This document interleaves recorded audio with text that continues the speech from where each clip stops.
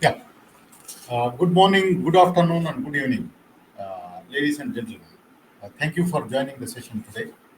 Uh, Very quick introduction to True Strategy, uh, a global uh, talk show today. Uh, we are proud sponsor of the event today. A global strategy talk show or global strategy webinar series primarily helps organizations to connect industry experts and also strategy consultants across the globe uh, to bridge the gap between strategy expertise in the best practices and then the execution. Okay. So this way you connect to the experts across the globe without any effort. Okay, so this is like we do it every alternate week. We are happy to sponsor this event very successfully. So far, we have done more than 200 sessions of various topics in strategy management. So it's a unique platform for the events in strategy management. So another the quick introduction about True Strategy is True Strategy is a enterprise strategy management solution help you to do the strategy analysis, the strategy formulation, align the organization, and also execute the strategy. So we talk more maybe at the time at the end of the session. So today I'm very happy to introduce experts from ORGTOLOGY. So the topic you might have not heard. Let us explore that. I am very happy to introduce. Let me give you a quick introduction. Dr. Derek Hendricks. So thank you, Derek, for joining the session today. Derek is a founder of Arctology, organizational scientist and strategy consultant and trainer. So, Derek, the originator of Arctology, the science of organization, and founder of the International Arctology Institute, brings 30 years of strategic consulting and executive training experience, earning a global recognition for his groundbreaking work in organizational design, performance, and intelligence. With a career spanning of over 200 organizations across 27 countries, he has collaborated with Fortune 500 companies like Microsoft, Oracle, and BMW, you name it. So, welcome, Derek, to the show. So, thank you very much for joining the show today. Thank you very much, and thank you for the introduction, and thank you for having us. Thank you, Doctor. So let me introduce Dr. Matthias, a PhD in management, a neuro leadership executive coach, and an organizational consultant. A globally accredited leadership expert with 28 years of experience in empowering professionals and academic learners across diversified sectors, transforming the lives of thousands of individuals with his impactful coaching and leadership. So he serves as a registered orthogonist and chairperson of the admission board at the International Orthogonology Institute. I'm very passionate to hear Dr. Matthias. Hello. Okay, so happy to connect you. Okay, so let Thank us you. let us spend time. So I'm amazed when I hear about ornithology to start with. Okay, so we do balance scorecard, strategy formulation, OKRs, and many more things. Okay, so I'm very happy to hear about archaeology, and we are very happy to sponsor the event. So over to you, Dr. Derek and Dr. Matthias. Uh, you can give a quick round of introduction, and then let us take it up forward.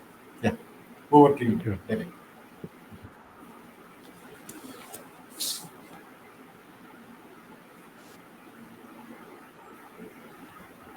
I think you are in mute or what? Oh, all right, there we go. Sorry about that. I think Mr. Kadara has said everything that can be said, so there's not much more for me to say, except good afternoon. When he introduced, he said good morning, good afternoon, and good evening. I'm in the good afternoon group. So good afternoon here from South Africa. Looking forward to talk to you about octology. It's a very powerful tool. It's something that I believe could change the future landscape of organizations. So we're here to tell you more about that. Over to you, Matthias. All right. Hello, everyone. We are really excited to share our experience and knowledge about octology and a spotlight on neuro leadership from an octology perspective. So maybe Mr. Kuldeep can help us to go over some, let's say, slides in order to introduce this in a more focused way. Our, let's say, understanding of octology is a very holistic understanding. We don't understand the organization in a very specific way, but as a whole. So maybe if you can go to the next slide, we can introduce uh, the octology, let's say, model and the hypothesis 2x of duality. Derek will be sharing with us about the notion behind this hypothesis and how it can be applicable in the organizational life. Thank you, Matthias. So, yeah, I just want to give you a short introduction to what octology is. So, firstly, we say that it's a science, and a science has to be built on a theory. So, our basic hypothesis, our basic assumption in octology is that any organization exists of activity. So activity, according to octology, would be the building block of an organization. If I have to create an organization, I have to understand the activity of that organization, which is more complex, by the way, than on face value might seem the case. But we can talk about that. So we're saying that the way there's one or two ways that you can arrange activity. You can arrange it in a repetitive way, which means it cycles. This would be, in a healthy organization, this would probably be more than 60%, should be, because this repetitive activity carries the crystallized or the concrete intelligence of the organization. So an intelligent organization is one that has algorithms to work through difficult times, to understand, how to stay afloat and how to stay relevant, almost like an old tree. Its roots are at the right place. So it's probably the last thing to die is the old big tree. So octology helps to establish that. But there's also non-repetitive cycles, which means, it's something that begins and ends. And that would be where the risk of organization is. And that's also what we call strategy. So repetitive activity would basically be what we call processes, and non-repetitive activity would be projects. The one you use to run the organization and the other one you use to change the organization. Now, when running the organization, there's different rules because you're repeating a past. You're working towards efficiency, whereas changing the organization is working towards impact and effectiveness, and they have very different rules.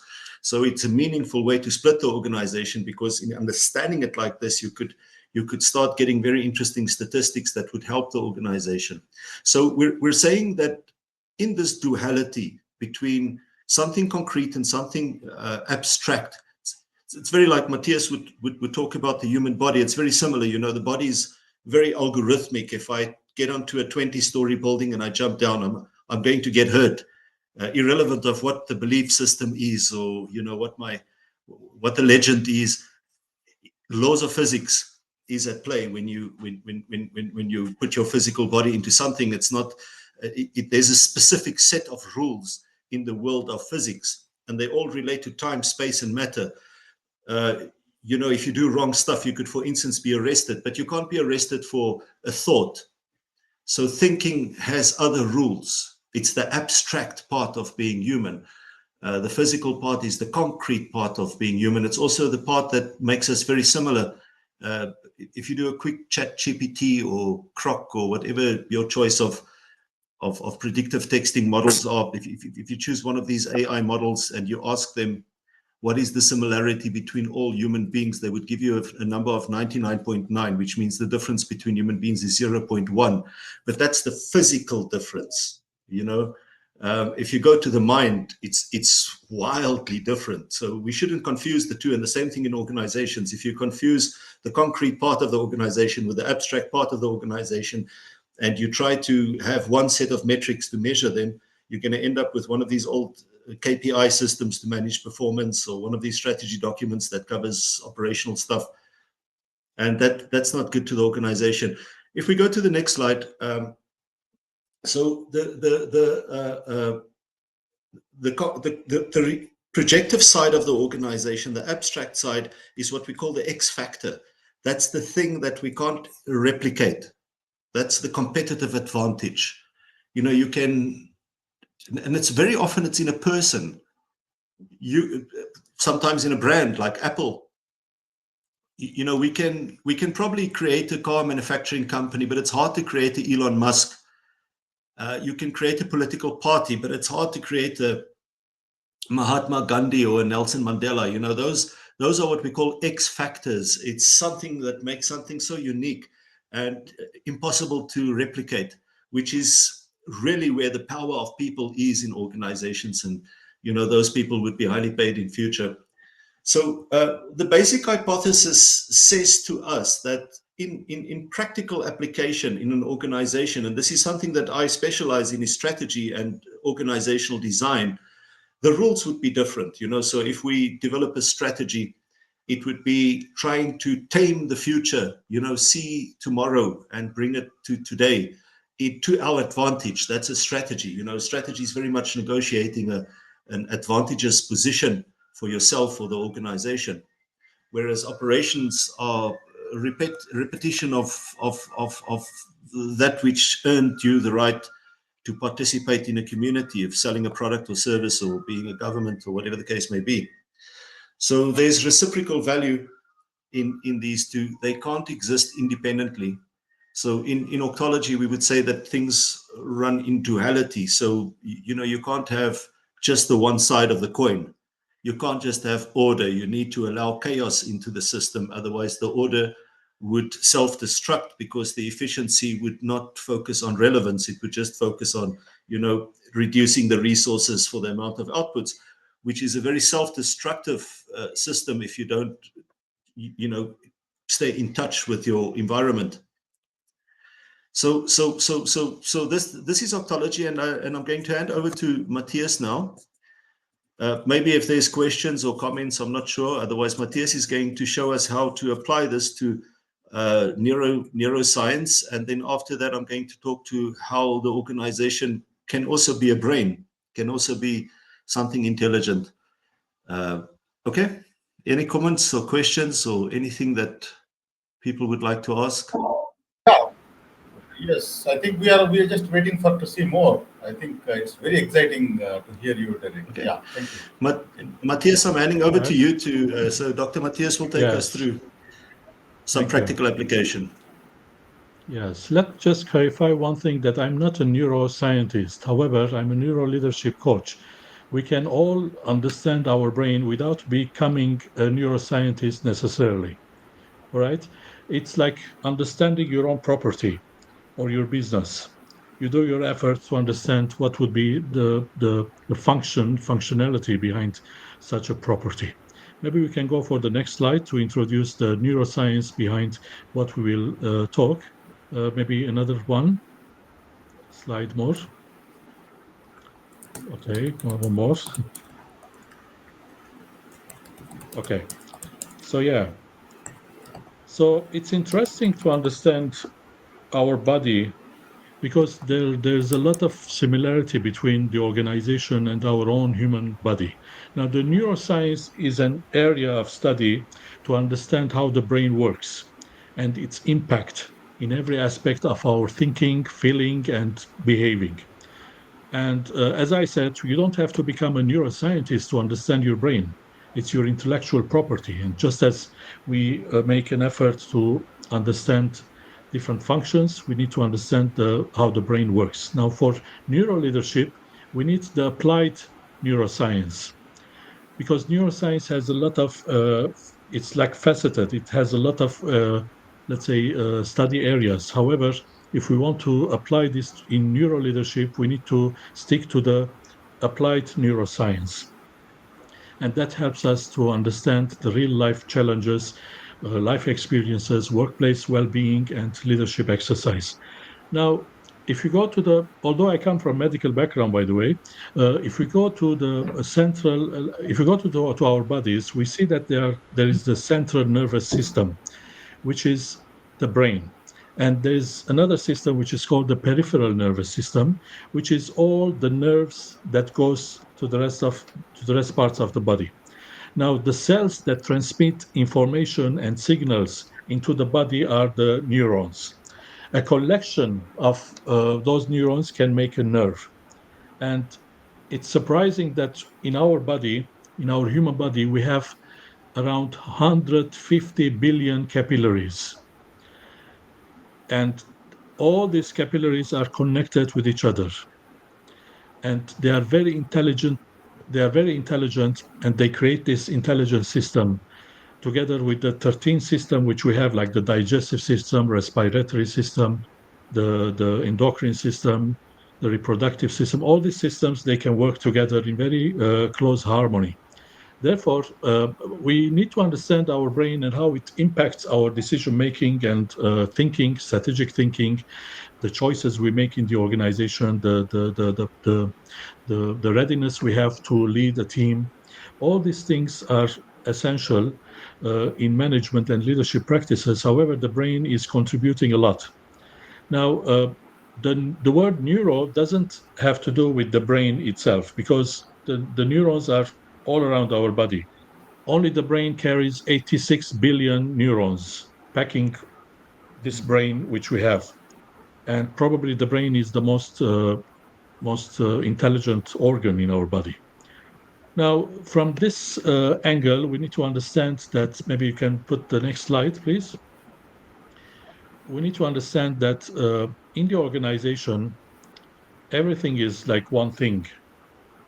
And what if we could lead like the brain thinks and make our organizational choices more intelligent? Next slide. Neuro leadership is the brain led leadership. I can put it in this way. Neuro leadership is the brain led leadership. Whenever we lead, not because of a demand or a request in the organization, but because how our brain is internalizing processes and how information is processed within our brain system. Next. Now, octology fits to this type of understanding, system understanding, because in octology we have a holistic understanding, holistic thinking, which is the new language of leadership, in my opinion. I think leaders, they should think holistically to understand the requirements, to understand the needs, and to understand systems in org. Next. Now, probably it's interesting to understand what you think about your organization from an octology perspective, from a holistic perspective. Which part of leadership challenges you at this moment? If you just type your answers in the chat room, maybe we can reflect on those, let's say, answers. So otherwise, you can share your answers there. Like, which part of leadership challenges you most? Is it making decisions under pressure? Is it keeping systems aligned? Is it managing change or connecting people to purpose? I think connecting people to the purpose is one of the most challenging. All right. Any other suggestions or inputs there? Are we able to see the chat answers or not yet? Okay.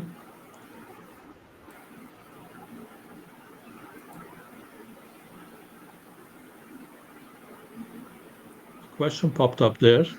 Yes, let's focus on what Mr. Sheikh answered, like connecting people to purpose. Yes, actually, the brain has a purpose. The brain has a purpose. Its purpose is to stay us alive. And from this purpose, the brain works and does its job. And this is the beautiful thing about the neuroscience, that the brain is contributing too much in our well-being. If we only understand its functionality, if we only understand how it works, the mechanism in which it can process things. Yes, aligning system. There are some answers saying that aligning systems and connecting people to purpose. Yes, definitely.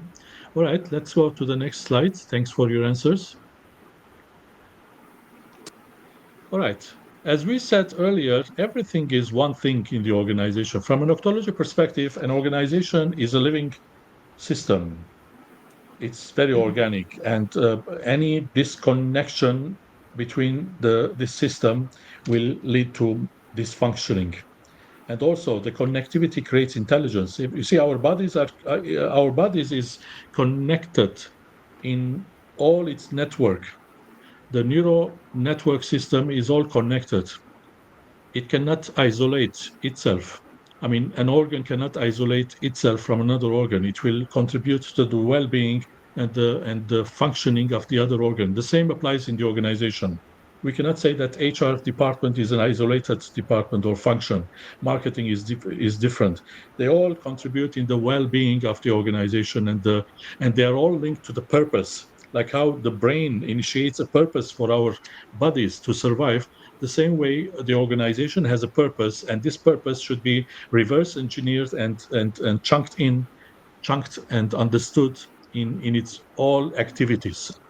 Those activities, they carry intelligence, and that's why a good leader who understands the connectivity between the parts, it's very essential for him to take the right decisions.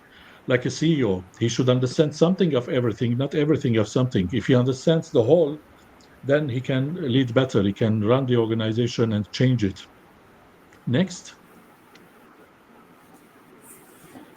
Now, the brain as a blueprint. Now, why the brain is the most intelligent organ? We said because there are millions of interdependent feedback loops that create adaptive intelligence and neuroplasticity. A neuro leader, when he understands these feedback loops, he can connect things together in the organization, and he will be able to understand the way to lead the organization towards change and the way to run the organization towards performance. Next.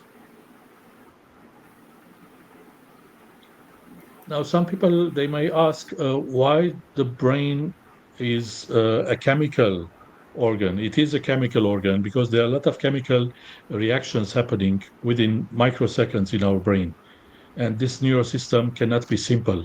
It is a very intelligent system, and the beautiful thing about our brain is its neuroplasticity, the ability to learn, to adapt, and to change.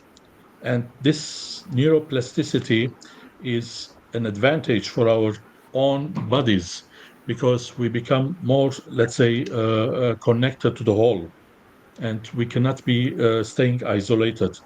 A good evidence is that when our finger pains, it all transmits this pain throughout our whole being. I mean, we don't feel good whenever one part of our body is aching. So that's a proof that we are all connected. I mean, within our system, we are connected. The same applies to the organization. If one function is dropping down, then that will automatically affect the other functions if we don't fix it on time. We maintain a good understanding of the holistic well-being of the organization, like how we make a good understanding of the neuroplasticity. This neuroplasticity is described as the power of changing and adapting and learning. Now, in other words, it is popular that people they call this neuroplasticity. They often refer it to a six-syllable word for hope. The six-syllable word for hope. Why? Because neuroplasticity means uh, that the brain can change. It's not fixed. It means that people can recover from a trauma, the same way like how a business can recover from drop down in the market. Now, the neuroplasticity also suggests that new habits and new skills can be learned at any age. of a person's life. And that applies also to the organization, how the organization is learning and developing itself and acquiring new skills, new habits in doing business.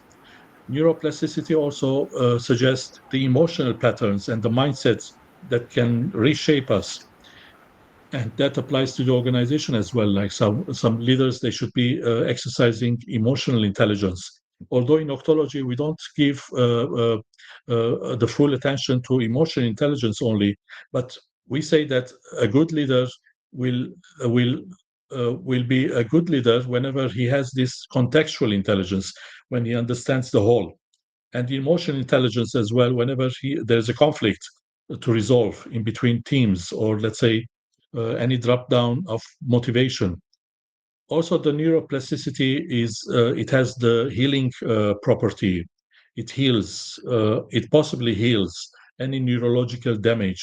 The same applies to the organization. When people, they jump in with a strategy and innovative idea, they can bring change and renovation to the systems. So yeah, some people, they might feel anxiety and worry. For example, if someone is constantly worried and overthinks, their brain strengthens the neural pathways related to fear and stress. Over time, this can really trigger this anxiety, the cause of anxiety, because the brain has adapted to expect danger. Another example would be when leaders, they or someone feels the gratitude and the positivity at workplace. If you are regularly practicing gratitude, like writing, let's say, three things for your day to be thankful for, reflecting on those three things, your brain will build this strong positive thought pathway. Eventually, you naturally start seeing the good things in situations, and you try to engage yourself at workplace. Any questions here related to the neuroplasticity and how it connects to the neuro leadership aspect of our roles in the organization? It's amazing concept, Dr. Matthias. Yes, Just like the whole sentence, everything is one thing in the organization. That is something like a very ideal thing to think about. But and neuroplasticity. But how does that work in real world? That's a challenge. That's, I think, the concept is very interesting. yes, There is no question about it. Uh, that is more like an ideal thing. So a organization work like a unit, like one body, so, and connecting all the organs. Each department or each business is one organ kind of thing. It's amazing concept. But how does that work in real time? yes, And how does that connect to the different mindset of so many people? yes. So that is something which we would like to I'll hear. give. Yeah. Thank you for your input. I'll give some practical, let's say, suggestions to our audience in order to make this happen. Yes, the ideal thing is that the brain is ready to help us because it works. It keeps on working, and we need to work with the brain and try to merge our efforts together in order to practice things as neuro leaders. But as you said, it's challenging when it comes to real scenarios. We get troubled. That's why the other, let's say, functionality of the brain also needs to be.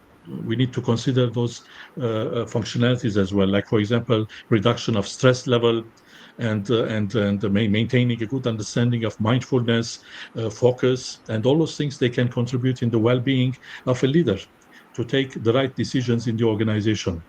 We are not far from our brain. I mean, we carry our brain every day, and we are always engaged with our brain, and we are always in a position to understand what impulses it gives, and what directions it generates for us, the roadmap through which we can go. Maybe we can go to the next slides to analyze what you are saying, Mr. Sheikh, uh, in a practical manner. Yeah. Yes, if we go to the next slide, please.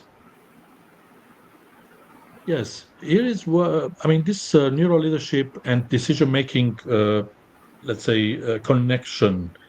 It's very, very important. In our brain, actually, there is an executive center in our brain. Now, all executive, let's say, leaders, they should understand this, because you become an executive leader because of you. being able to think at the executive level, at the strategic level. And and it's not something magical that is happening. It is there. It is embedded within your brain system. Anyone can become, let's say, a better thinker, a better feeler, a better adapter of any situation if he only understands this connectivity between his choice of making things and what the brain is suggesting. Now, executive level leaders, they activate this executive center in their brains, which is responsible for decision making. Now, this decision making process will be quacked. It will be earthquaked whenever there's an attack on our immune system, on our stress headquarters, which is the amygdala in the brain. Our brain has main areas, or let's say parts. The prefrontal cortex, which Daniel Goleman called it the balcony. It's where we go and we see far, we see deep, and we see more, and we understand more, and we feel more. That's the balcony. It's the prefrontal cortex, which is at the right at the back of our eyes. Okay, so if executive leaders, they are exercising a genuine, let's say, lifestyle in terms of mindfulness and focus and positive vibes, thinking about good things and feeling good during the day, then they are probably in on this balcony, and any decisions which are made can be good decisions probably. Now, if this is changed, like the prefrontal cortex region is particularly vulnerable to the inhibiting effects of chronic stress. That's what I have written in the box there. You see, if higher stress is there, then this uh, uh, uh, fragile moment which the brain is maintaining, the flexibility, can lead to a conflict in the brain. This means we enter the amygdala area, where when emotions are troubled and we are not able to see the whole scope of our projects, or let's say the team purpose is not driven anymore. It is blurred, and we may lose focus, and we may not be in a position to engage ourselves in business. Now, under this stress, the brain's ability to process information is compromised, impacting the communication. And when things are troubled in our brain system, then our choices of making the right decisions will be troubled probably. That's why it's very important to feed the brain with the right nutritions, even as the brain is healthier whenever we have enough glucose level and oxygen level. These are the two things which the brain feeds on. The rest of the things which we eat is for the stomach. And then later, definitely, this will be the stomach, on the circulation will help the brain nourish with other, let's say, nutritions as well. However, the main products which feed the brain is the glucose level and the oxygen level, and it is essential for neuro leaders to make sure that they are maintaining this healthy lifestyle whenever they go to a decision meeting, or they are troubled with an agenda, so that they can be using their neuro brain system support and functionality to take the right decisions. Yes, let's go for the practical, let's say, I think things which the I promise, concept is and that's very, how I'll concept finish is my very, part here. concept is very interesting. But how does that relate to the business? That's something which we need to Yes, yes. Let's link that. Let's link that in the next slide. Yes, I've summarized all what we can do because of time narrowness. We cannot expand it more. However, I made them in statements.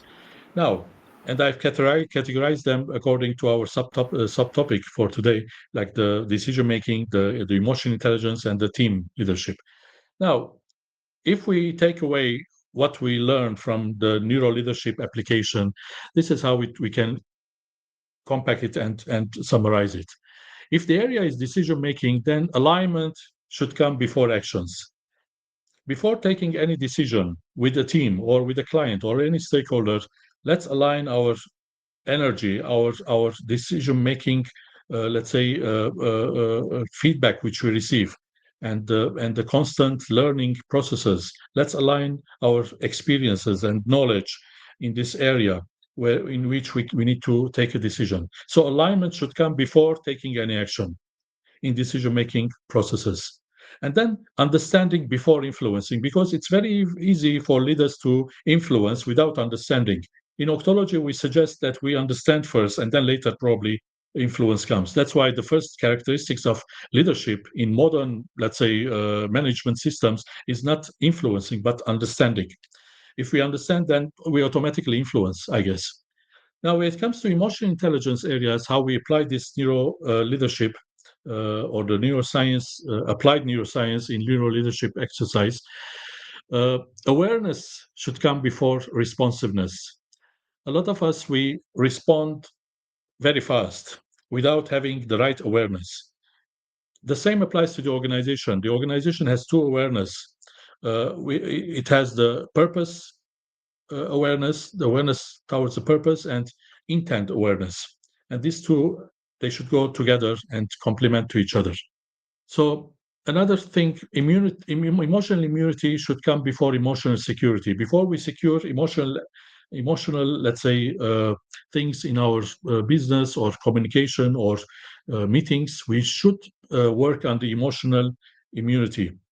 This means, I mean, if someone is immune in its emotion, in his or her emotions, it's a better, let's say, readiness towards understanding others and engaging with others. So emotional intelligence should be understood from its first component, which is self-awareness, and then we go to the regulation of this, let's say, of these emotions, and then we engage ourselves to understand other people's emotions, and we regulate their emotions as well. We manage those emotions. When it applies to team leadership, value before team revenue. A lot of leaders, they fail in their leadership because they focus on sales outcomes only without preparing those sales teams or, let's say, executives for the value they are creating together. In business, we create value and then later we go for the commercial agenda or the revenue. If revenue comes before value, then that can trouble people's engagement. And then synergy before team energy. We need to align the things, and we need to understand that this is like this one part is part of a whole thing. It's not only isolated, but it creates this ecosystem of the whole becoming important before going to team energy, dynamics, team building, and motivation, and all those things. That can be very temporarily exercise and excitement if the synergy is not maintained. So it's very interesting that to conclude my thoughts, it's very interesting that a strategy without synergy is like giving instruments to musicians who have never rehearsed together. That can be very, let's say, difficult thing to process.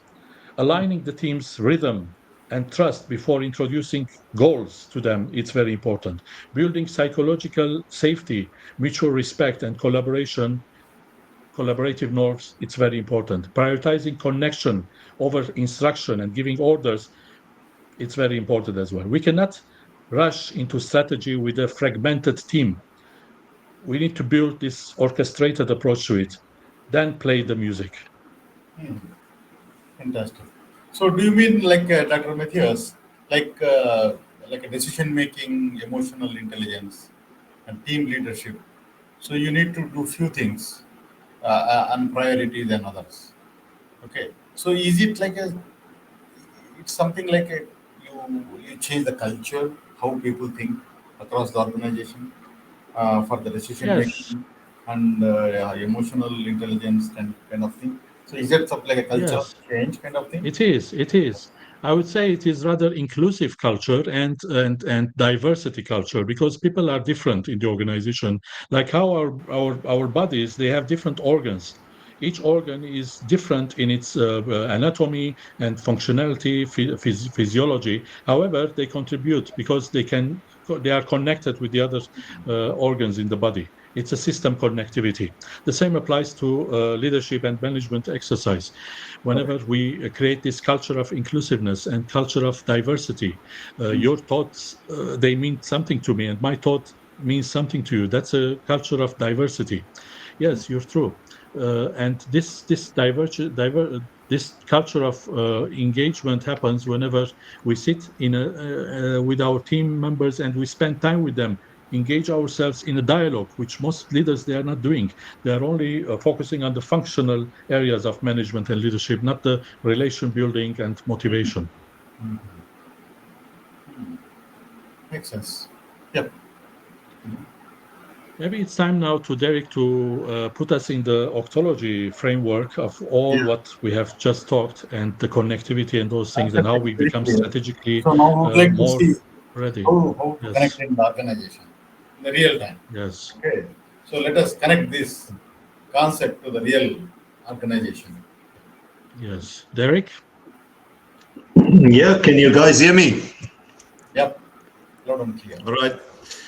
So, if I can just reflect on the whole thing, the two things that was mentioned prominently was purpose, the importance of purpose, as well as neuroplasticity, which is the ability to learn quickly and also the ability of the neurons to reorganize themselves.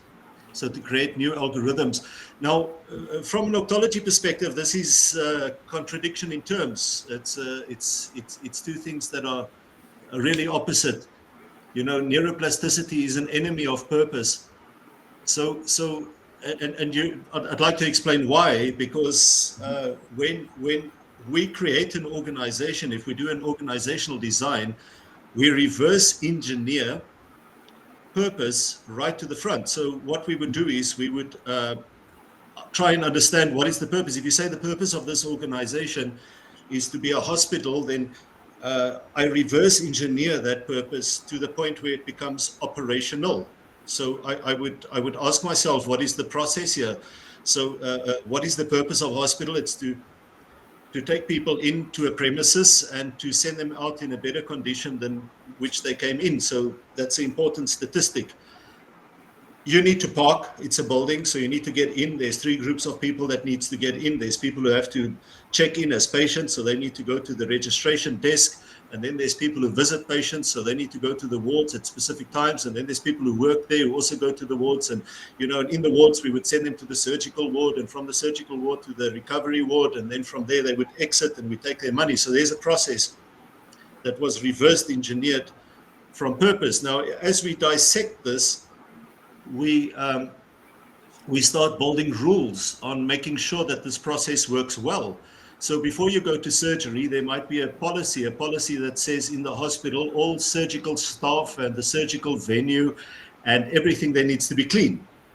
So those rules make sure that we prevent infection. That's a rule. So we continue explaining that rule through an operating procedure. And we would say that step one, hold your hands in the air, wash from the fingertips down so the water walks away from the hands.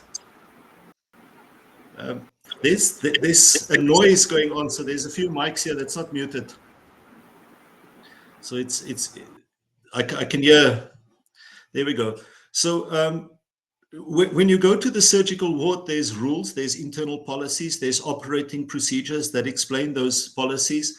And there's also targets. We would say we want to reduce the amount of infections per year by 10%. So what I've explained here to you is that a good organization needs a very strong algorithm, and that algorithm is derived from purpose. Now, neuroplasticity means that you want to rearrange those neurons, which means that you want to take this thing that was well thought through and you want to, shuffle it around. So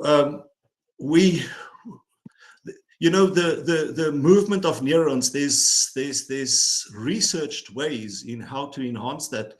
One of the quickest ways to rearrange your neurons is through psilocybin. which you could get through in South America through ayahuasca, and in other parts of the world through magic mushrooms. It rearranges neurons, and it's shown some wonderful results. People leave addictions and things like that. But prolonged exposure to that state, to a state where we induce a substance where your neurons start moving at incredible speeds, will lead to madness. It will lead your life to become total chaos. So let's not get too excited about, the rearrangement of neuros. There's limitations to that. There's also limitations to human intelligence. So the motivational writers want to make this look incredibly sexy, and you can change your life, and your brain, you're only using so much, you can use more.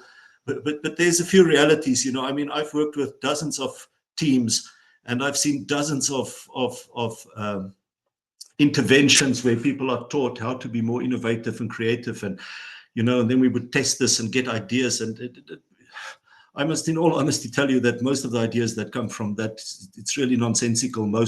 Mostly it's very rare to really get a game changer through asking everybody's opinions. It's usually one person somewhere who gets that, so there's realities to these things.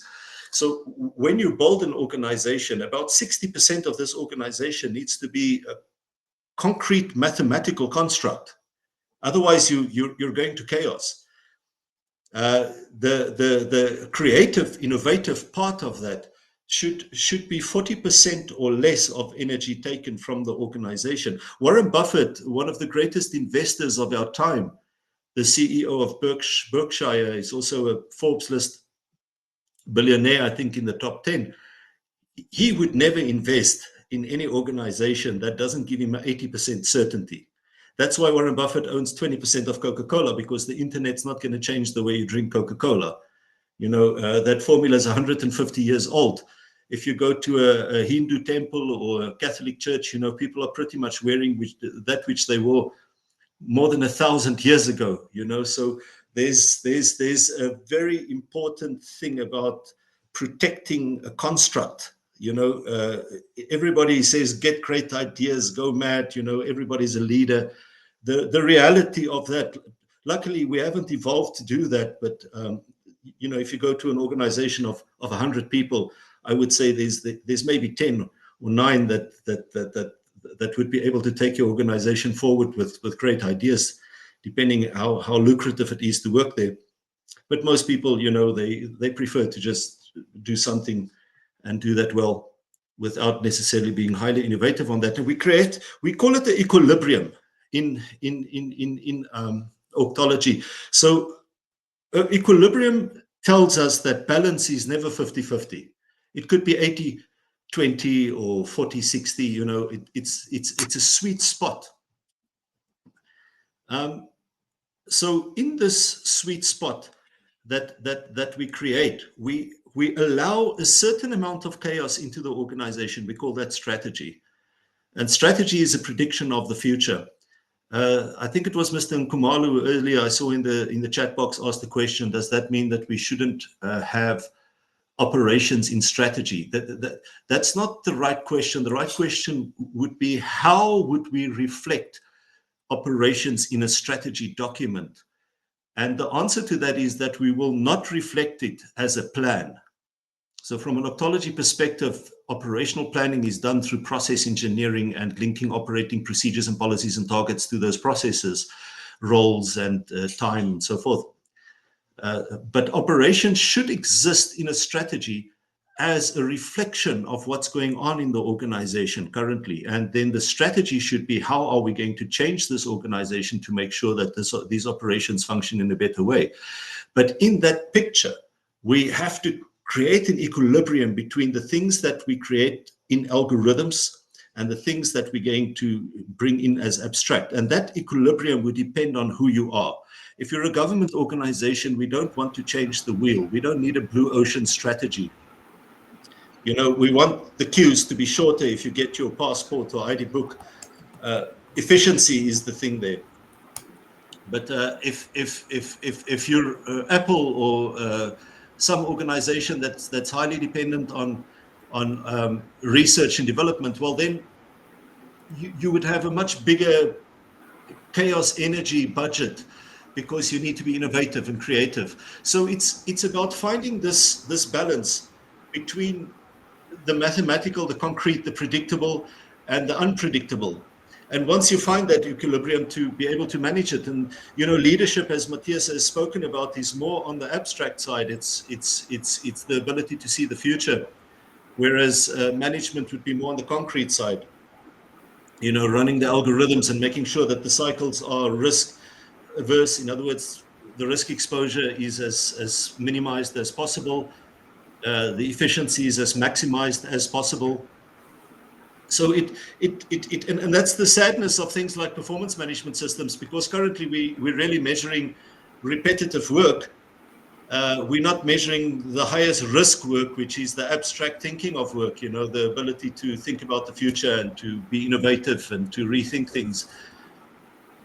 Yeah, so I think our time's probably running out. I see we've got about 8 minutes left, so I'm not sure if there's any No, we have discussions at that time. point.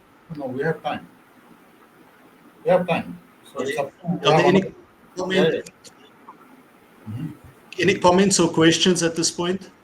No, there is no comments so far.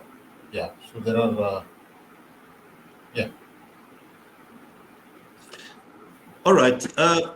So if we can just go back 2 slides. So we have another 15 minutes session, and then Yeah, followed I by, just need yeah. right in the end. I think it's there's a slide there that I just want to have a look at. It's called the levels. Just one back. One back.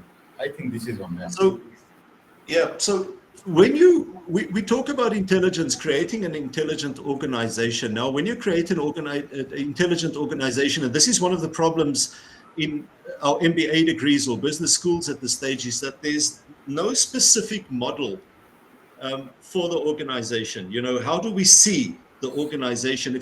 If you're a physician, a physician in India does not have different training to a physician in South America, or in China. The anatomy of the human being is really highly similar. There's very little difference. If you're a heart surgeon, you can do heart surgery on anybody from any country, from any place. But in organizations, we have this perception that the organization is unique. And therefore, we create this thing called the org structure or organogram, where you would have the CEO, and then you have the CFO and the PA somewhere there in a dotted line, because nobody really knows where to fit her or him. So from an octology perspective, that's really not an objective way of understanding an organization. These organograms are often highly egoistical in terms of people develop them for personal benefit, and also develop them because they heard there should be marketing, there should be HR. We try to skip that. We don't look at the organogram if we do process engineering or anything of that sort. So we created a common anatomy for the organization, which you can see on the screen there. It's called the level 0 model. Now, the level 0 model basically tells us that any organization needs resources. You need people, you need money, you need assets. The resource consumption is dependent on how you organize your activity. So activity is the building block. From an octology perspective, people would say organizations are about people. Yes, of course it's about people. It was created by people for people, but that doesn't make it made of people. So we when we use humans, we see them as resources, just as money and assets that has to populate a certain activity or to make that activity work. So resource management is understood in a specific way, and the primary target for resource management would be efficiency. So your ability to reduce the cost of your resources to the outputs that you produce. Then we have core business, the products and services that you deliver. That would be quite unique. And we have relationships, which is the reciprocity that you have with other entities, people and things and companies. If we take relationships away, you cannot exist. So whatever you deliver, in a perfect world, that's all you have to do. You need your core business, you need resources, and you need relationships like customers. and employees and shareholders and so forth. So that's a perfect world, but the world is not perfect. Wishes are not horses. So in a difficult world, there are problems and there's obstacles and opportunities, and you deal with this fluctuation, with this change in the environment in two ways. You either transform, which means you change, or you manage risk. Now, earlier, to get back to the neuroplasticity, the ability of the brain to rewire and to learn new things, what we've done in organizations is through the level 0 model, those bottom two boxes there, that would be your feedback center. Because in the end, intelligence is about feedback.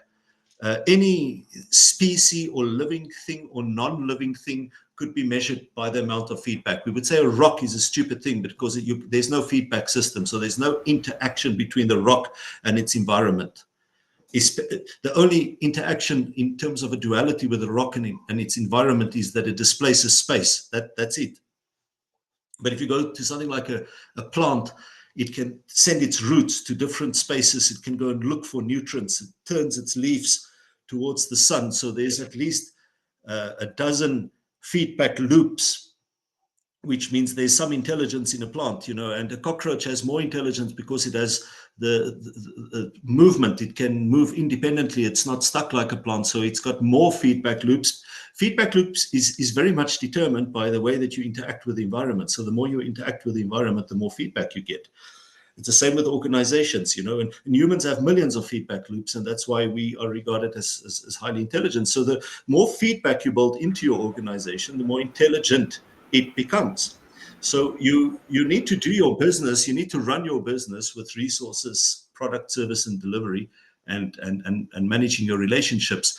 But you need to keep your organization relevant with your risk and your transformation, which is probably the closest that you get to the external environment. That's where you understand what is it that I should change, how should I change, and what I cannot change, how can I reduce its risk exposure.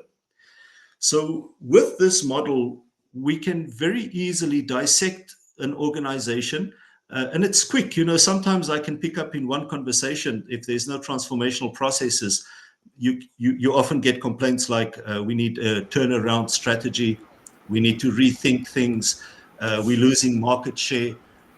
It means you're not changing. It means that you're not sorting out your risk. So we know that that's the problem. Mostly in organizations, those bottom two boxes are really the problem. You work with the engineering companies, really very good at what they do, but they're not thinking about the future and artificial intelligence and things that can do their work faster than they can. So transformation, I think, in the future would probably be the most important part for human beings in an organization. For the simple reason, transformation has proven throughout time to be extremely emotionally driven. Julius Caesar did not take over the world because he had a good algorithm. Of course, he had good algorithms as well, but it was mostly a lust for power, a desire to control. There's a lot of emotion behind people like Mahatma Gandhi or Nelson Mandela. So those are the things that, it's emotion that transforms. And that's not something that's likely for artificial intelligence to quickly get, because if AI gets that, it breaks the singularity. So it would defeat the whole object of intelligence as a singularity, because to be emotional, you need an ego, and to have an ego, you need to separate yourself from those things around you and see yourselves as something that needs to survive. Which means if a robot gets that, it breaks itself from the singularity, which means it's no longer a singularity. And this is a catch-22 for artificial intelligence, because artificial intelligence lives on data. So what creates data? Diversity creates data, and diversity, it's just simply not possible to beat biological diversity. It's just the most data. I mean, there's a bear that has learned to live in the ice in the North Pole. That's amazing data.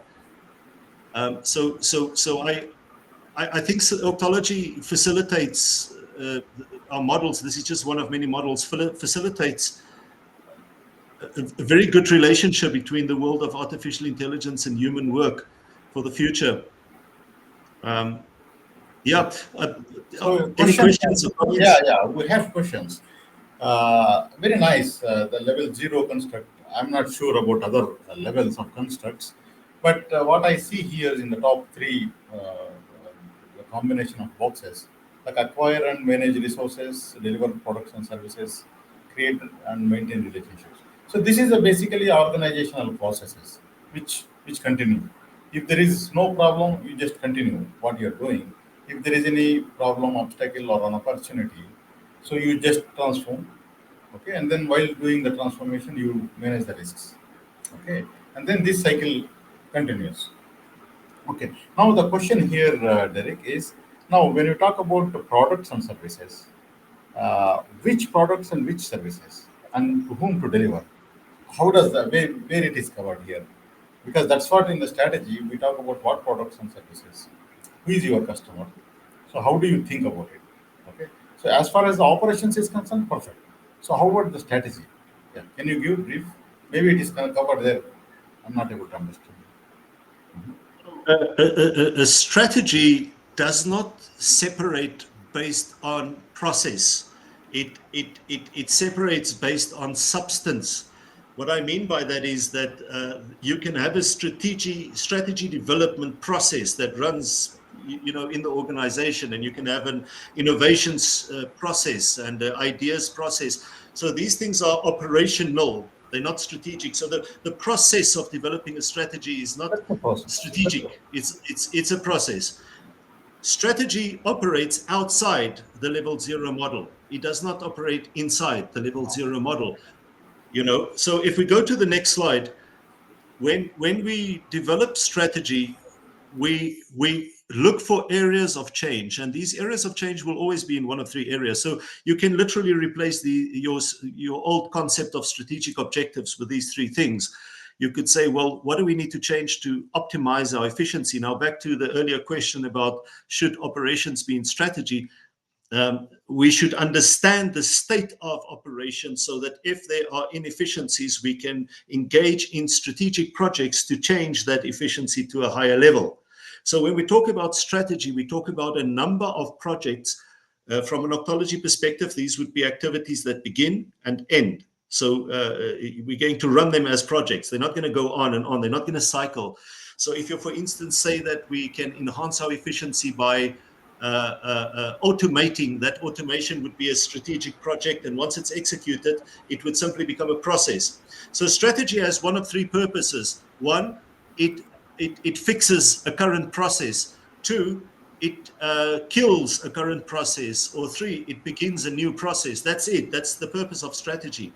So if you can take any change in the organization and fit it into one of these three areas, which is efficiency optimization, increase of impact or effectiveness, and transforming relationships. There's nothing that you can think of that's outside these three areas. So we would take our strategic projects and we would run them, and we would correlate whether there's any changes in the operational environment.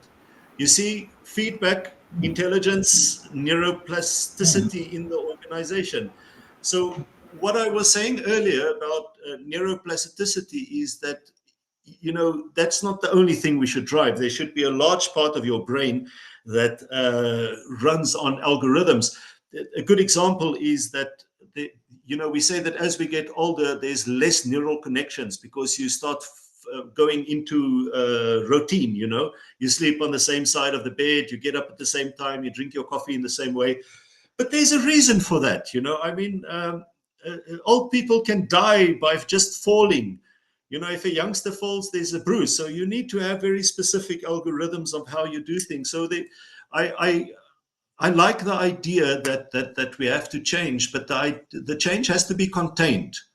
You can't have uncontained change. The other day I was asked by a pastor, what should he do to get more people in the church? I said, you need to promote the devil, because that's the other side of the coin. But that side can't be more than 60%. If the devil becomes 70%, you no longer have a church, you have chaos.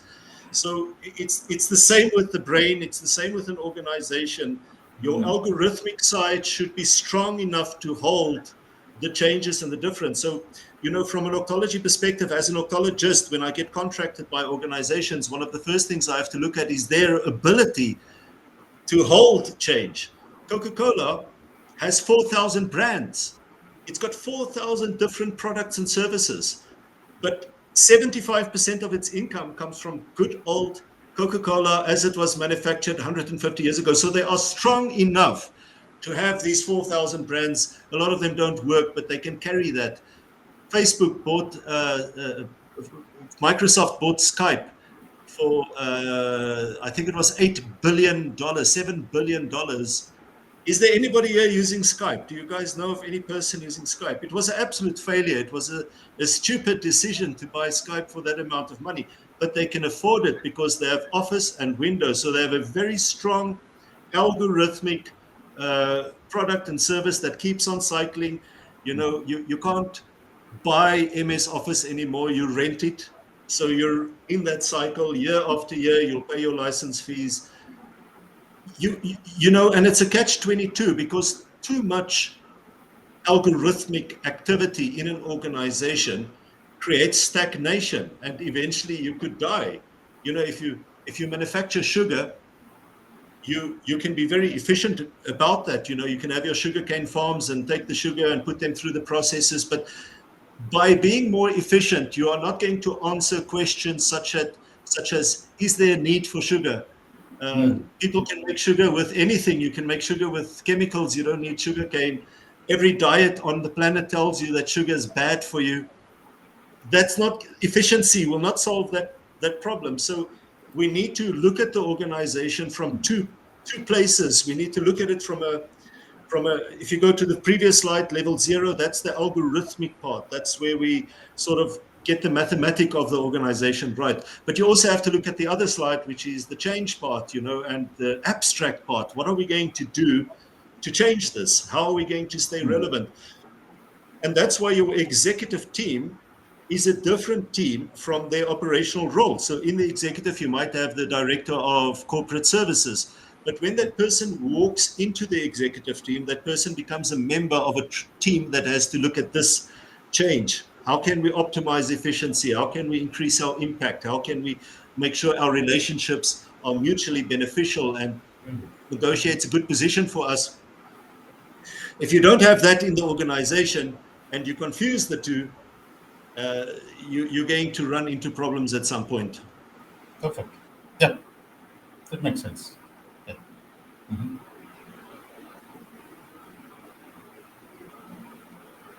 I'm not sure if there's any questions for Matthias as well Yeah, from yeah. his talk earlier. So now, how does that? Like now, the concept is clear. The level 0 is clear. 3 areas of change is clear. Now, how does that can be done in any organization? Uh, Yeah. So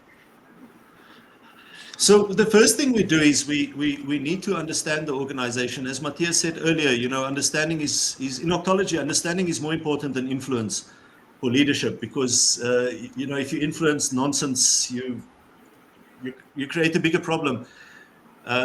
That's why leaders I like to refer to leaders like Gandhi and Mandela, because they had this ability to understand things much in a much bigger way than people would understand, which put them in a strong position. So if you can go to the slide number 2, please, right in the beginning. I didn't, yeah, another, next one, and the next one. Yeah, so this is also an octology model. It's called the REAT analysis. We use this analysis to understand the organization. So REAT stands for relationships, effectiveness, threats, and efficiency. It's different to the SWOT analysis because the SWOT analysis separates internal from external. We don't find that a meaningful split scientifically, because what must I do with what is internal? You'll tell me the people on your payroll, and it would be difficult to get clarity. And even if you do get the split, what's the meaning of that? So if you go to the next slide, how we understand the REAT is not through internal and external, but through strategic versus operational concerns. So what concerns us operationally versus what concerns us strategically? Now, this is the beginning. of any octologist when we do a strategy or org design or process engineering or risk management or performance management, whatever system we install, we would begin through this understanding. What is it that you have to do operationally? Now, the best way to understand operations is through efficiency, and the best way to understand efficiency is through process engineering, and then putting quantifiable targets to those processes. So the operational concern is something that we can control. The strategic concern is something that we must negotiate. So if you look at this picture here, you can see that effectiveness is something that we have to negotiate. You can't claim effectiveness. You can claim efficiency, you can prove efficiency, but you can't. Effectiveness is an external response. It's a matter of relevance. So if you build a car, if people like the car, then it's effective, it's relevant. But if they don't like the car or the color or the shape or the price, there's no response from the external environment, which reduces your impact and your effectiveness. So you can see that relationships and threats are partially operational and partially strategic, and threats as well, partially operational, partially strategic. So this would be the first step, is to understand the organization. And then the next step would be to go to level 0 and then to make the connections. How is this organization connected to feedback? And how can this feedback improve the intelligence? An intelligent organization is an organization that has real-time feedback. And that's why, from an octology perspective, we don't promote these traditional performance management models that work on KPIs and gets measured every quarter. Those things are not meaningful to us. It's not scientific. We don't see the organogram as a true picture of the organization, and so forth. So there's some fundamental underlying principles in octology. Efficiency, for instance, if we look at the operational concern, efficiency is a very specific sweet spot. It's not just a continuous push to reduce resources to produce outputs. It's a sweet spot. So how much beef must McDonald's put into a McDonald's burger to make you believe that it's a beef burger? If it's 10%, then 11% means you're wasting 1%. How much time should you spend on speaking to a customer? If it's 5 minutes, then 6 minutes is too much and 4 minutes is too little.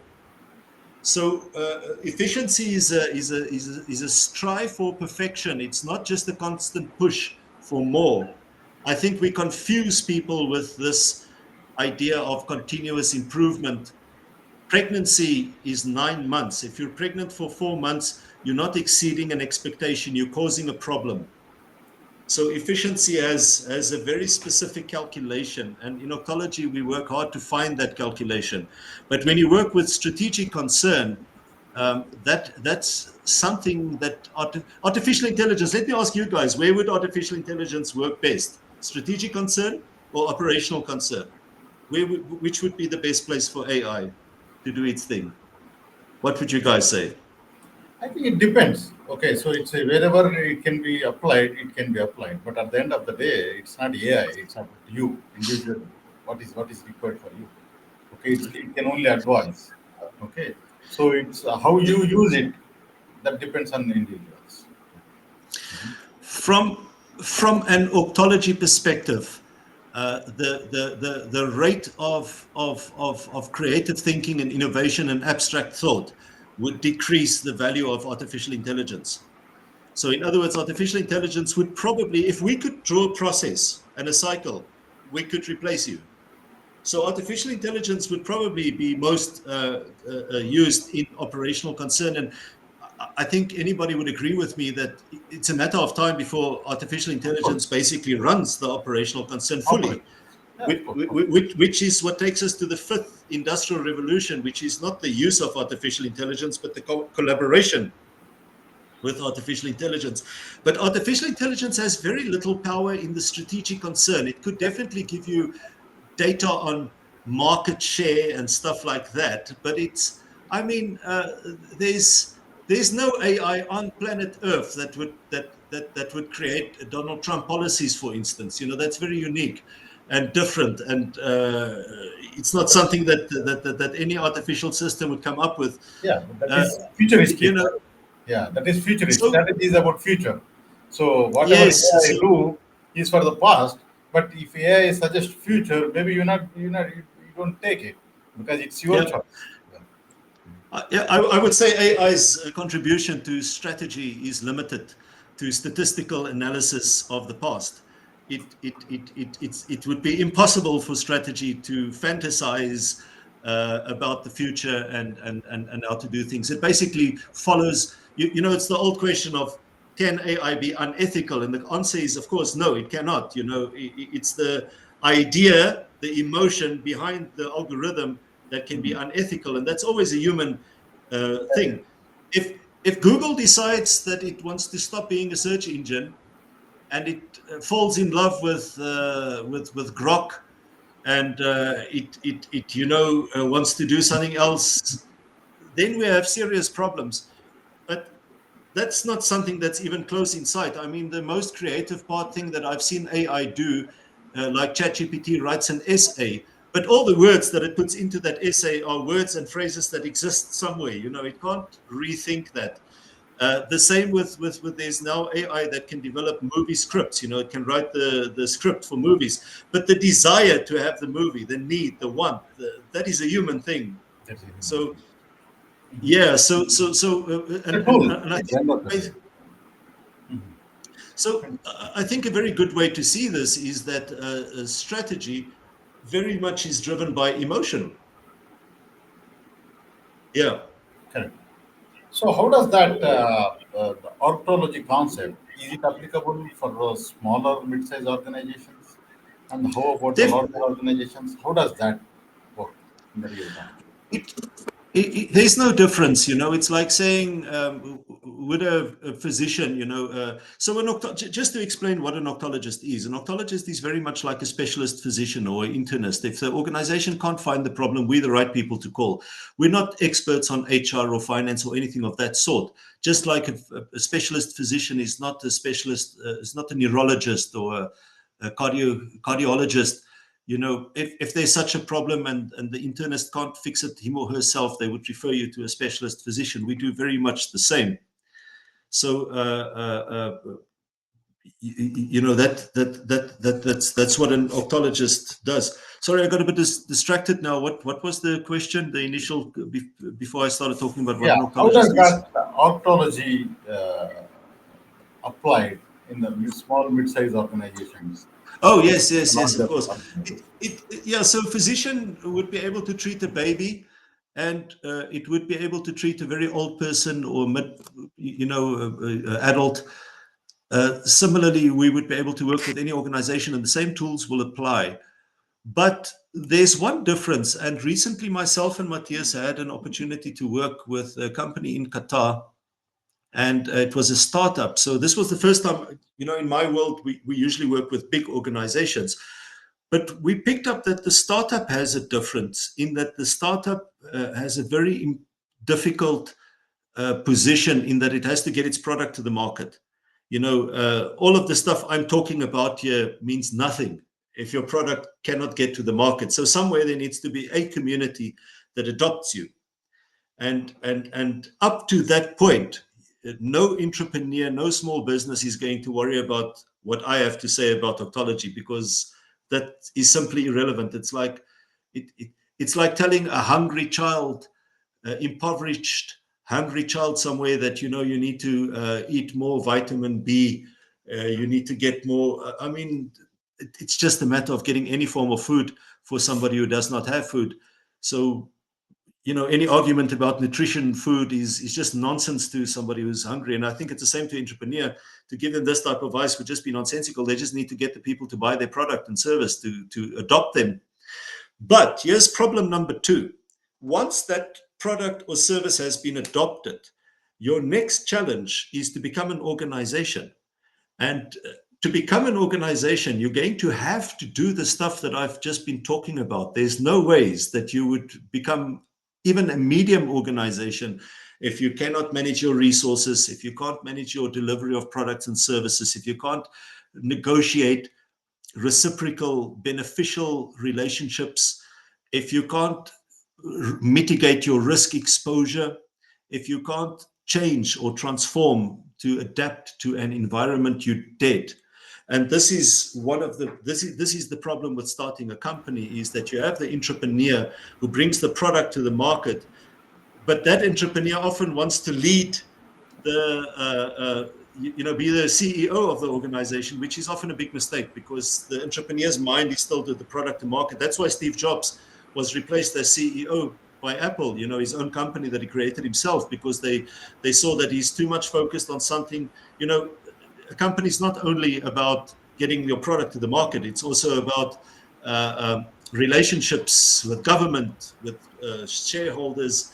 It's also about risks and an external environment and competitors and substitute products and marketing and sales. There's a lot of stuff that make an organization. So that's where we come in. And I think the quicker you get onto that boat, the better. Okay, fantastic. Then, in orgtology, do you have a framework like a full of things? How each step you have to do it, like for all the things whatever we discussed so far in the level zero construct. So you have a framework to follow as an archaeologist, what to do and what not to do, and what is the limit, and how do you connect different frameworks, kind of thing. So what is the thought process? So the ontology is embedded in a hypothesis 2x. That's the main, if you ask me whether I can apply ontology, I have to apply hypothesis 2x. So how do you apply hypothesis 2x is to understand that there's something abstract and something concrete in the organization. The slide that you see on the screen there helps us to understand that, because the strategic concern would be the abstract part Mm. that needs to be negotiated, whereas the operational concern would be more your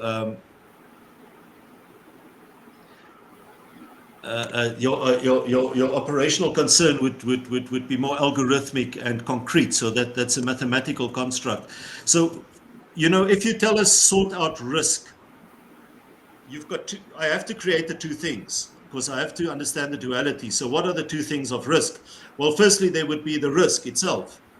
There would be the probability of this risk happening, and there would be the impact if this risk does happen. So that's the risk.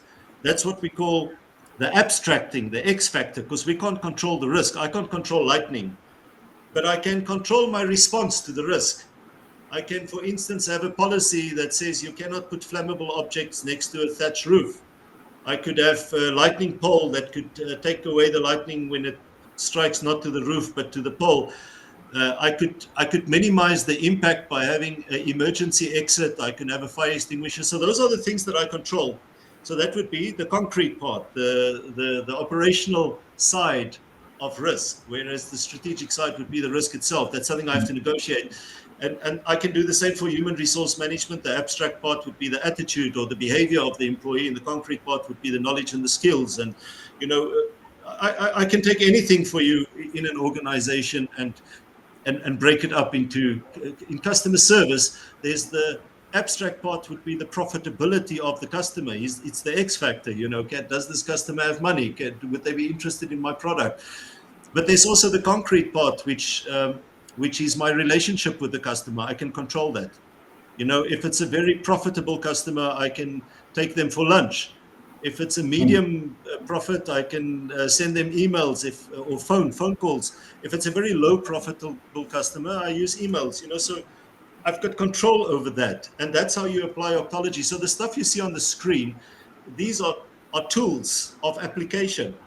But the fundamental part of ontology lies in a basic assumption, the hypothesis to X, and from there we have 8 theories. We have theories on work and on intelligence, and we have we've got more theories that understands this. We've got a course. The University of Octology presents an 18-month course for people who have a degree. They can become registered octologists, and it's quite a detailed course where we look at the theory, the abstract in terms of strategy, the concrete in terms of the design of the organization, and then, of course, the human aspect, which is the coaching and leadership of executives. So there is training in this regard. There's a lot of things written about this. But the basic thing of octology is the ability to apply a duality, hypothesis to X. So how much of this and how much of that? How much order versus how much chaos do we need to get the system going? Yeah, You great. know, when you talk about neuroplasticity that Matthias spoke about earlier, he's talking about introducing chaos into the mind because you're Great. disrupting neurons, and you do too much of that, you go mad. You know, so there needs to be a good group of neurons that stay the way they are. Otherwise, otherwise I'm no longer Derek. You know, same Fantastic. with There are a couple of organization. questions. Maybe we can just highlight. Uh, I think Mobuso. So he raised a question. Did I hear well when Hendricks said strategy is outside the level zero model? I believe it is. It is not. It is. It's in it. When you consider transform and manage risks, the abstract thinking is Yeah, already there. Yeah. So, yeah, yeah. and also Sorry. the other thing is, I also feel three areas of change: a problem, obstacle, and opportunity box. Maybe expand. I'm getting confused. I think the level zero construct. Okay, so you need to answer that. Is the strategy Yeah. inside of this level zero construct? And once you have the strategy, how that level zero construct work, maybe you can just repeat it, Derek. Yeah. Okay. So to explain it, there's an easy explanation for that. If we just go back to the human, I've got my body, which is a concrete, it's process driven. Would you guys agree? I mean, I've got the cardiovascular process and the neurological process and the respiratory and so forth. But my mind, my thinking is more substantive. In other words, Hmm. it's about content. It's not about the process. So level zero is a container of organizational processes. Okay. Transformation, which is where we create the strategy, and risk, where we reduce the exposure of our risk. Those are process-based things.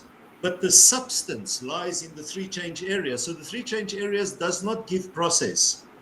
If I say, how do we optimize efficiency? I'm asking a question which requires creativity and innovation and open, outside the box thinking. So I'm not referring to an existing process. The Hmm. existing processes creates the plan, the operational plan for the organization. But the three change areas, it brings in chaos into this orderly. So the level zero model creates a system of order, and it tells us that yes, we transform, but there's a way in which we transform. We could, for instance, make rules. We can say we want 30 days prior to the financial year, end of the financial year, we would do a strategy review where we look at whether the projects that we engage with are still relevant. That's a process. I'm not saying anything about what I'm going to do. Now, once I'm in that process, we might decide, guys, we need to outsource the marketing department fully. We need to get rid of these people and outsource that. We need to automate our resource management. Those are not current processes. Those are ideas of change. And those ideas fit into one of those three areas. In this case, it would be efficiency optimization. If you Hmm. decided that you want a better platform or portal for your clients, that would be impact and effectiveness. If you decided that you want to have a better relationship with employees, look after their wellness, then that would be relationship transformation. But once the wellness is in a process, we no longer see it as strategic. It's now operational. Hmm. So once it's automated, the maintenance of that automation would just be a process. It's like building a road. Building a road is strategic. But once the road is built, we have to maintain it. We have to look after it. That becomes an operational process that will keep on cycling. I'm hoping that makes sense. Yep. So basically, yeah. So how to do everything as in the form of process is that is already there. So that's you need to do it. But doing anything new or anything change is that is something come from the strategy mind. Yes. Absolutely. And that's very important to make that distinction, because the quantification is different. A strategy might work or it might not work. We don't know. It's a hell of a gamble. It's where the risk is. That's why also when we identify risks, we separate strategic risks from operational risks, because operational risks cycle day to day with the processes, but your strategic risk will disappear if the strategy is executed, because the risk exists because there is a strategy. So you need to make the distinction, because then we can get clear statistics on what's contributing to what. In the end, you need to pay the bills. Your organization has to go. So 60% or more of your organizational resources needs to be on the operations, not on the strategy. Great. Uh, Great, great. yeah. I think we are running out of time. Any final thoughts, Derek and Matthias? You can give an advice for those who wants to know more about archaeology. That is one thing. For me personally, my question is, what next? Okay, so we got some idea now. The level zero construct, and then what is the key strategy thing? Got the idea how it is connected to the neurology or whatever. Okay, that is something which is very clear. Now, what next? If you want to know more about it, you want to explore.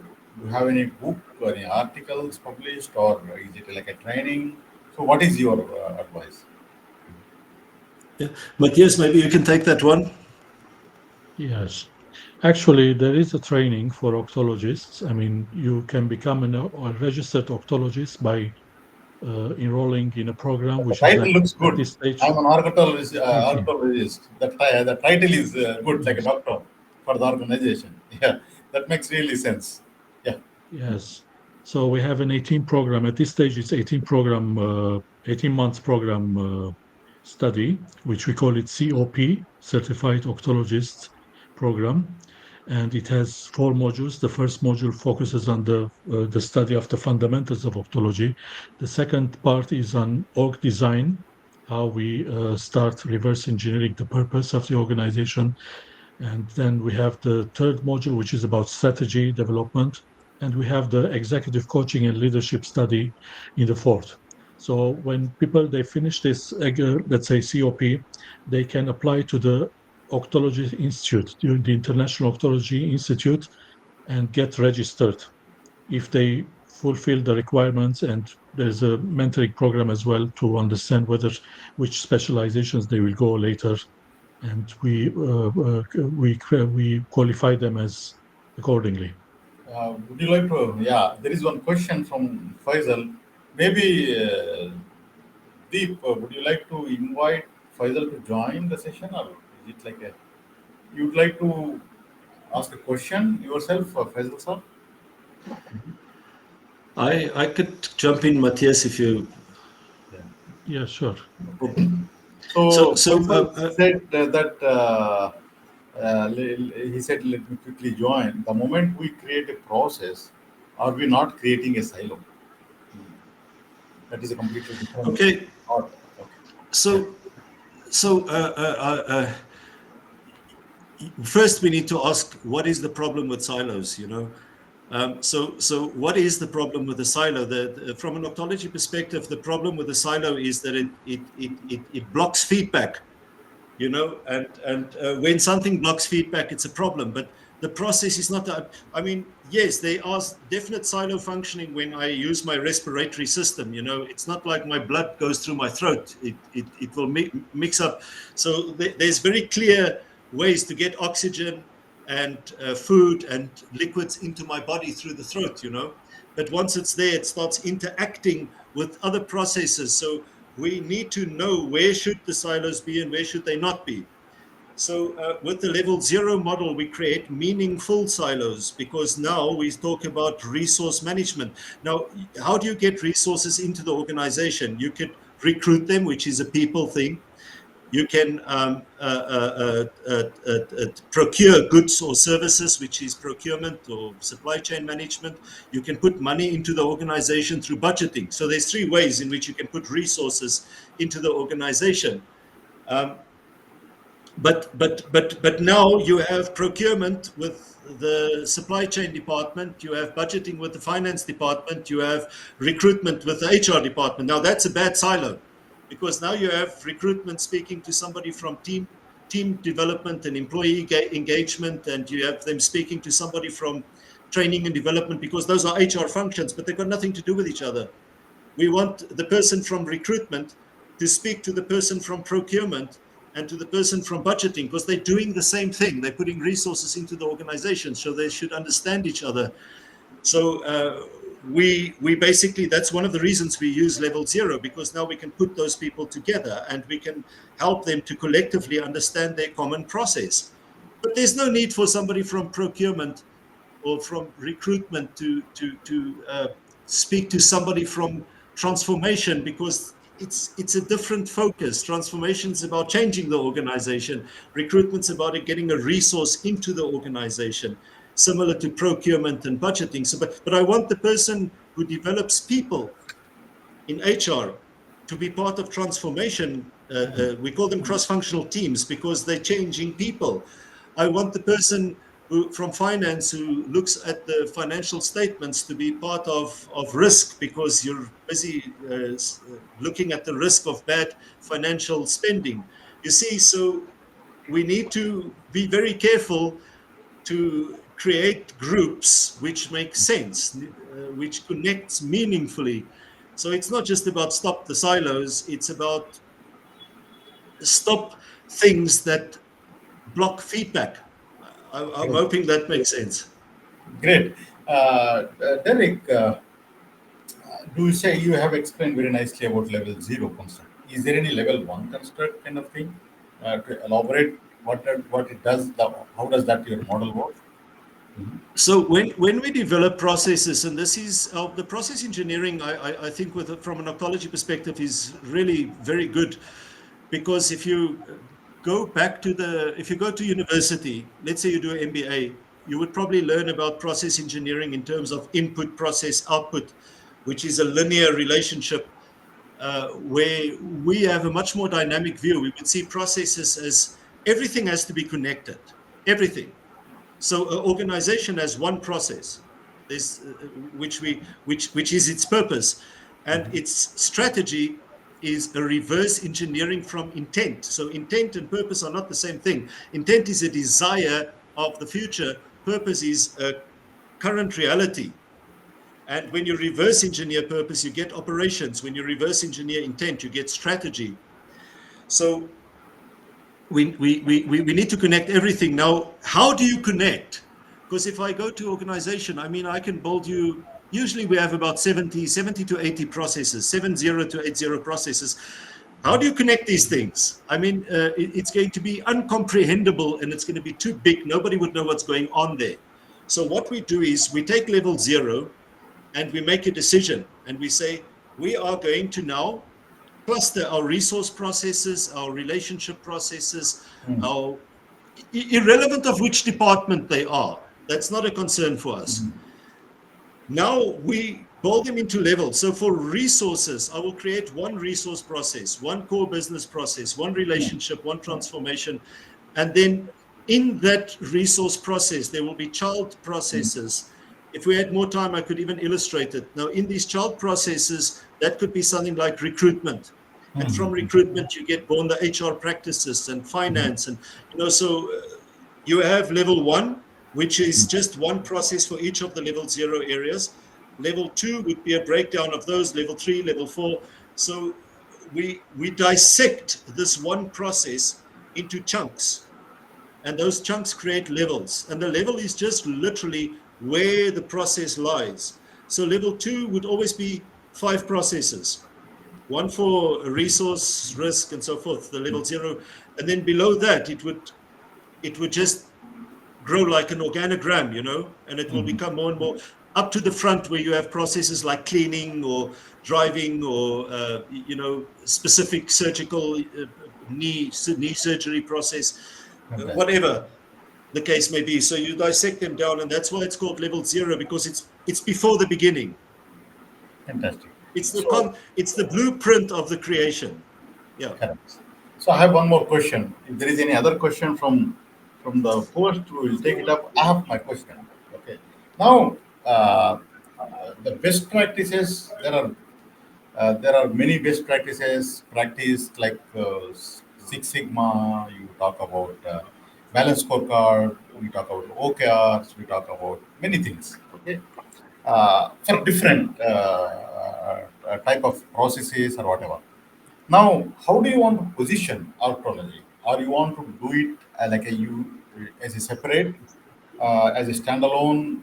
You consider this is like a it's not valid kind of thing, or you want to position it on top of it, how to do that kind of thing. So what is your approach for promoting archaeology from the business point of view? That is number one. Number two is conceptually archaeology makes sense for me as a, if you think as an organization, as a human individual, that makes clear sense. But there are so many things, moving parts. So is that something connecting without proper validation is not a risk for the organizations to step into archaeology? So these are the two things which you can answer there. Yeah, so Octology is an operating system. So it's, I think once you go Octology, it's hard for you to go back. And it's even been said by many CEOs because it provides, well, firstly, it provides a very clear construct. So it reduces the big changes. People who use Octology, you would never use them to hear them talk about a turnaround strategy, because we don't allow that to go there. So we create a system where the changes are marginal and incremental, small changes. I work with government organizations and governments a lot. And one of the problems we have here in Africa, in the development countries, South Africa, Zimbabwe, Botswana, Eswatini, the smaller, on the southern part of Africa, one of the big problems we have is that there's now a rising gap between first and third world Hmm. in terms of technology. Now, you find if you go to any company or government institution in this area, they want to automate, which is good for us because we're the best people to phone. But believe me, if you want to automate, phone an octologist because we're going to really be able to help you understand. But otherwise, you're getting an IT company and they have to understand your processes, which, they're not organizational scientists, they're IT guys. So, the problem we have now is that if you look at highly AI based countries like Japan and South Korea and Singapore and Denmark and Norway and Sweden, these guys didn't wake up one day and they decided, let's automate. They've been doing this for decades. And therefore the small marginal incremental changes which they've been continuously making in terms of matching with technology has now made them the leading countries in all aspects. I mean, if you look at, I'm not talking about GDP, I'm talking about crime rate, employment, life expectancy, the things that actually really matter. Because I mean, GDP means nothing to the average citizen.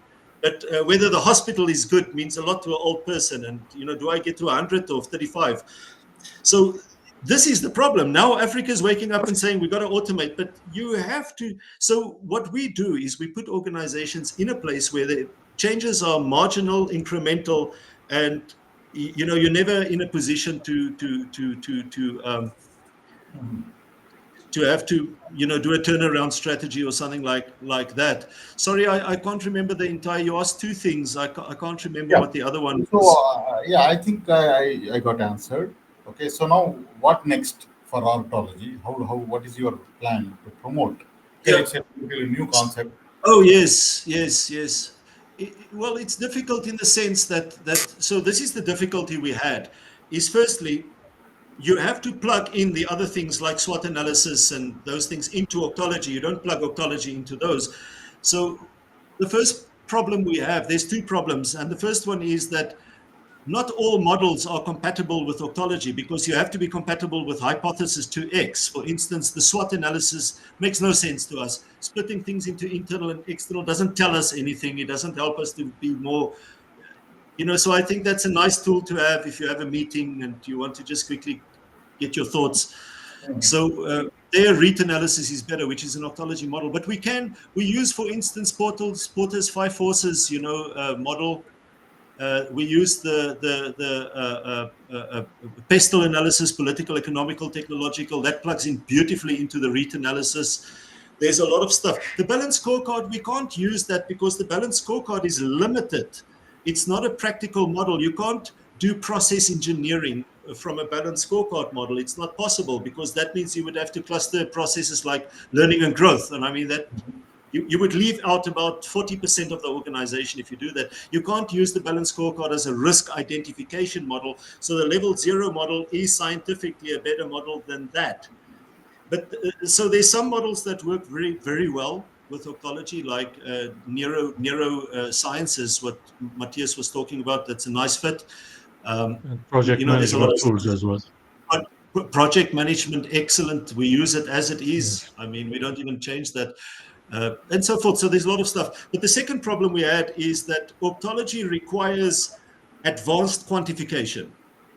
It unfortunately, if you want to measure efficiency from our perspective, we have to be able to have a mathematical construct. So if I want to know whether a department is efficient, I need to know which office are they sitting in, what's the price of that office, how long are they sitting in that office, how much participation is every person making, how long are they spending on that, and so forth. That's efficiency calculations that we have to be able to make. And most organizations don't have the software or the metrics for that. So we've developed software which has just been released. It's called the Org Smart Business Intelligence System, where we connect. So what we do is we connect process engineering to work organizing, and the work organizing to performance management. So we actually extract data as you're doing a work. And that's the type of, and that's why I'm saying I think octology is a beautiful fit with artificial intelligence. It's hand in glove, because if you feed data into AI, it understands level 0. It makes sense to it. But if you give it your organogram or your org structure, it would have no idea what to do with that because the connections are not clear. With us, we connect things like procurement, recruitment, budgeting, as I've explained.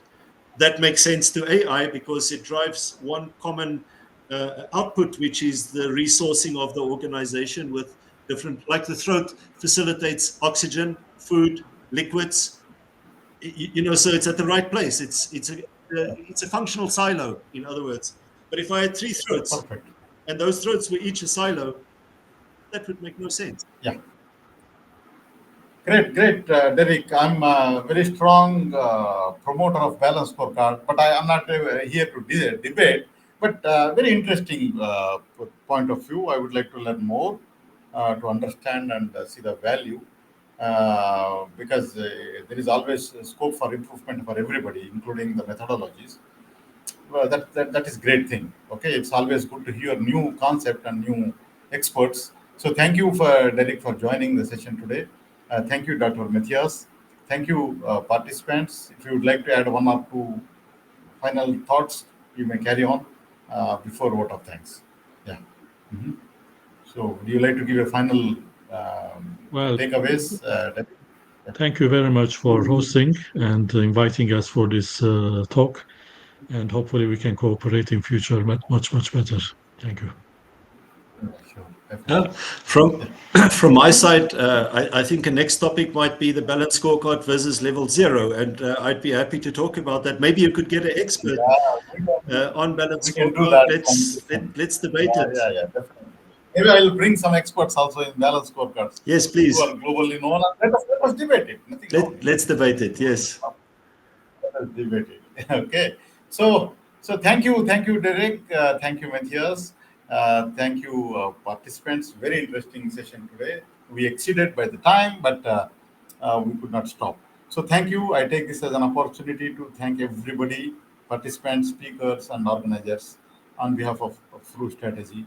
So Fru Strategy is a enterprise strategy management solution, and we are happy to bring some new concepts, new practices which can solve problems to the organizations. So thank you very Most much, welcome. and have a great weekend. Thank you all. Thank you very much. Thank you, everyone.